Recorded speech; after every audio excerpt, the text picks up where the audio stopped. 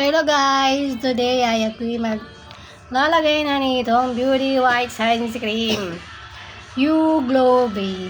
Kasi sobrang init, ako'y magsusundo ng anak, tapos ang init. So kailangan natin ng protection sa sun para tayo di mangitim.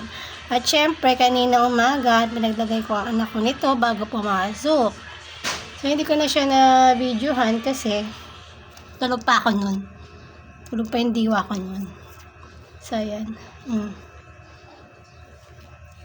Maganda to guys, I promise. Napaka-mild lang sa mukha. Yun ang gusto kong sunscreen. Hindi makati, tsaka mild lang talaga. Kaya pala pwede siya sa bata. Diba?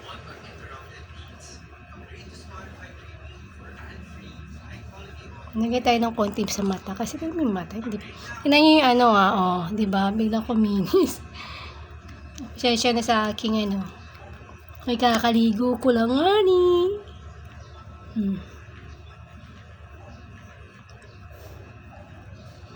I think kailangan ko pa ng umorder nito kasi yung anak ko nagustuhan niya. Ang gusto ng anak eh. Ang anak ko ay 12 years old at nagustuhan niya kasi dito sa mukha, nakakaputi. Pero siya may powder. Pero pinag-powder ko din siya ng kasi mainit sa school, diba? Mainit, naglalakad.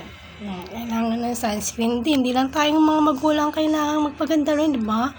Hindi lang din tayong mga magulang ang kailangan ng sunscreen. Pati na rin ng bata talaga kasi nga, mainit ang panahon ngayon. Akala ko ba naman yung init, tatagal, yung pala. Hindi na, kasi mainit na talaga. So, sa ayaw umitim at gusto ng sunscreen, lalagay ko dyan sa yellow basket. Mag-ingat po tayo sa mga hindi original lalagay ko dyan sa yellow basket. Ito original to.